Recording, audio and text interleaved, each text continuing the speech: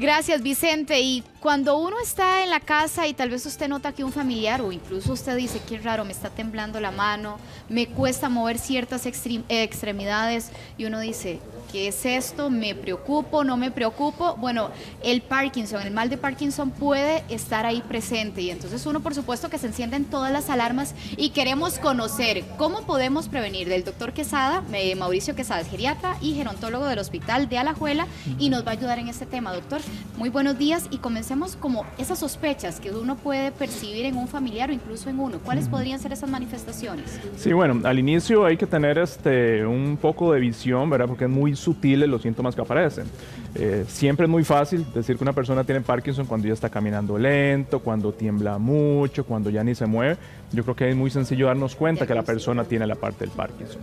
Ahí mucho de la idea es intentar captarlo en la parte temprana, ¿verdad? A veces puede ser muy sutil, ¿verdad? Nada más con cambios en la cara como se ve, ¿verdad? Donde ya está más rígida la cara, ya la cara no se ve con tanta gente que sonríe tanto, que es tan expresiva, ¿verdad? Si ya es una cara un poco más rígida, más sin expresividad que puede tener ahí. El empezar a caminar, a veces caminamos y nos acostumbramos a un ritmo de caminar, a veces más rápido, más lento, sin embargo la persona a inicios de Parkinson ya empieza a tener un ritmo de caminar un poquitito más lento, ¿verdad? Ya no es tan ágil a la hora de movilizarse y cuando empiezan a caminar les cuesta ese arranque, como dicen, ¿verdad? Empieza a caminar un poquitito y como que le cuesta empezar la parte del caminar, ¿verdad? Y obviamente lo que muchos conocemos, la parte del temblor, ¿verdad? Sí, que muchas veces el temblor empieza, ¿verdad? De una manera muy sutil. Sí hay que dejar claro, ¿verdad? No todos los temblores son Parkinson, ¿verdad? Hay otras causas de temblor, ¿verdad? Pero son algunos de los síntomas de sospecha que podemos tener, ¿verdad? Doctor, aprovechemos, ya que estamos viendo la pantalla, vamos a pedirle que nos ayude con la imagen del cerebro, porque ¿qué es lo que pasa en nuestro cerebro, doctor, cuando este mal se apodera del cerebro? ¿Qué es lo que sucede? Como todos conocemos, tenemos el cerebro, ¿verdad? Es la imagen que nosotros conocemos, ¿verdad? Y el cerebro está compuesto de neuronas, que son las células, ¿verdad? Que se encargan del funcionamiento del cerebro. En resumen, ¿verdad? Todas las enfermedades cerebrales, cuando hablamos de demencia, de Parkinson, todo es pérdida de esas neuronas, en cantidad y en su funcionalidad, la manera en que funcionan estas neuronas. La gente pregunta por qué hay Parkinson de un tipo, otros con más síntomas, otros con menos síntomas, por qué algunos hacen síntomas más rígidos, por qué algunos hacen problemas de memoria, otros que no. Eso va a depender del área del cerebro, ¿verdad? Y las estructuras que estén afectadas. Aquí, como vemos en el cerebro, ¿verdad? Tenemos una parte del frente, unas partes laterales, unas partes de atrás y otras partes del tallo, ¿verdad? Entonces, cada una tiene sus funciones dentro del cuerpo. Algunas se encargan de la parte de caminar, otras de la parte de hablar, otras de las partes de la memoria, otra parte de los sentimientos, de los pensamientos. Entonces, dependiendo de esas áreas afecta. Específicamente en el Parkinson son estas áreas de acá, ¿verdad? Hay una sustancia que se llama sustancia negra, ¿verdad?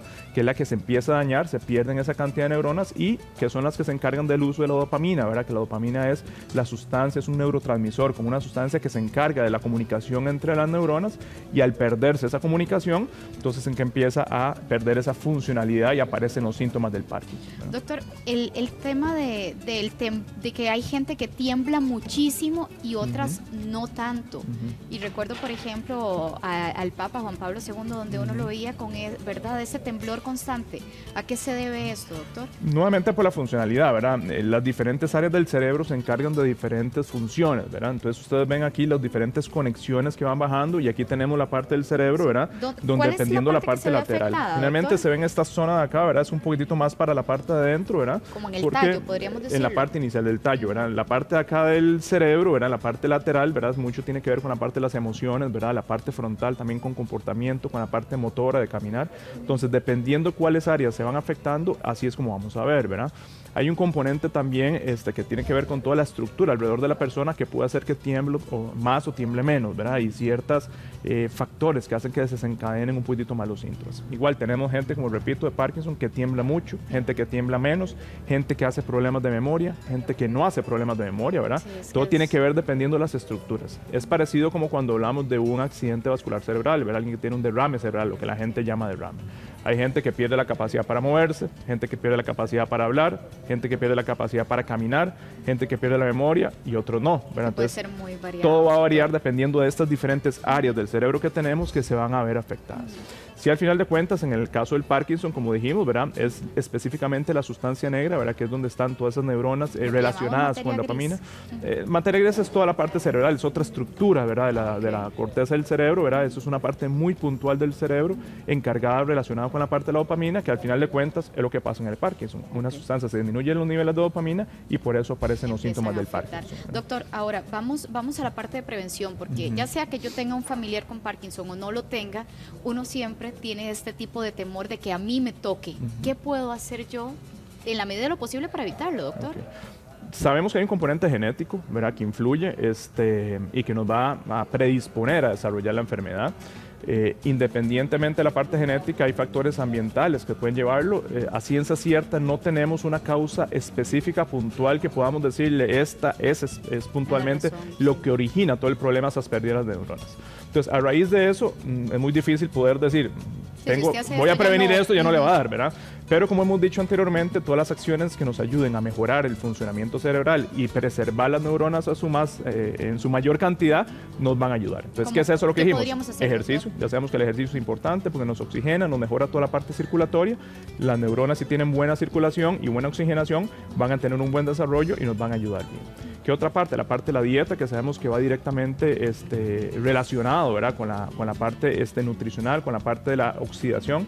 Sabemos que una de las cosas que más dañan a las neuronas es como la parte de la oxidación de los alimentos y las comidas y las sustancias que secreta el cuerpo, y esa oxidación produce muerte de las neuronas. Entonces, todo lo que son antioxidantes nos van a ayudar. Eso me refiero a todo lo que es con frutas, ¿verdad?, que trae vitaminas, ¿verdad?, que nos ayudan a la parte oxidativa. Lo que son grasas saludables, obviamente las grasas malas hacen el efecto contrario. Las grasas saludables, me refiero a todo lo que es aceite de oliva, las aceitunas, ¿verdad?, el aguacate, ¿verdad?, que son grasas positivas, ¿verdad?, que nos ayudan a esa parte oxidativa, ¿verdad? También. Las semillas, fruta seca, ¿verdad? A veces somos un poco cuidadosos de recomendar la parte del vino tinto, ¿verdad?, que sabemos que tiene un efecto beneficioso, ¿verdad? Por aquello el efecto. Una copita de vez en cuando es positivo, ¿verdad? El vino tiene una sustancia que se llama resveratrol, ¿verdad?, que es el encargado de este poder antioxidante y de preservación de la parte de las neuronas. Entonces, somos cuidadosos de recomendarlo, pero sí sabemos que nos puede colaborar la parte ahí. Otra de las cosas que últimamente se ha estado estudiando y se ha visto mucho, ¿verdad?, es la parte de los golpes, ¿verdad? Si hay una relación directa de los golpes con afectación del cerebro y la pérdida de las neuronas.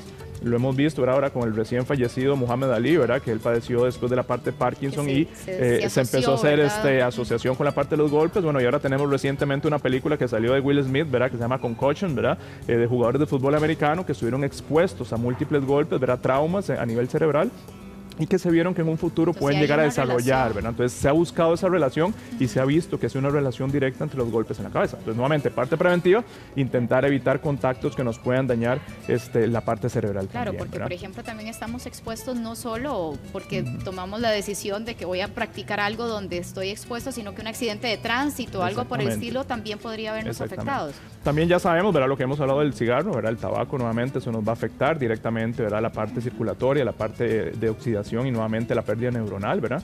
Entonces son circunstancias que tenemos que hacer con y sin que tengamos el componente genético, ¿verdad?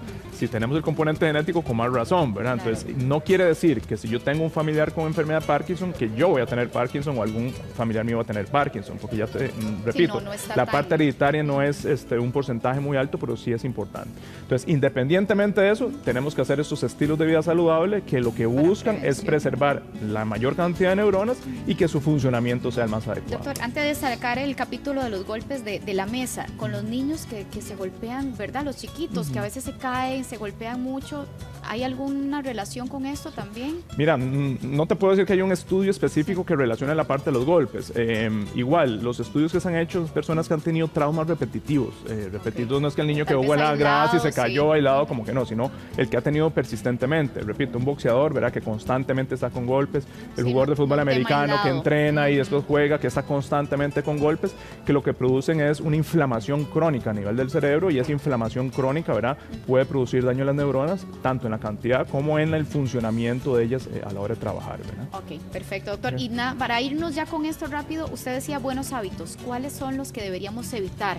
Porque podrían propiciar de esta enfermedad, doctor. Nuevamente, la parte, repito, la parte de sedentarismo, ¿verdad? Dijimos, obviamente, que es lo contrario, la parte de hacer ejercicio, malas, parte de dieta, ¿verdad? Todo el mundo dice que comer rico, ¿verdad? Realmente es dañino, ¿verdad? Es dañino, pero hay que tener cuidado. Y la parte de la escogencia que nosotros hagamos de un tipo de medicamento, o de un alimento, perdón, es lo que nos va a determinar a nosotros qué vamos a hacer. Excelente. El dejar de fumar, ¿verdad? Es otro de los factores que nosotros podemos tener en la parte de ahí, ¿verdad?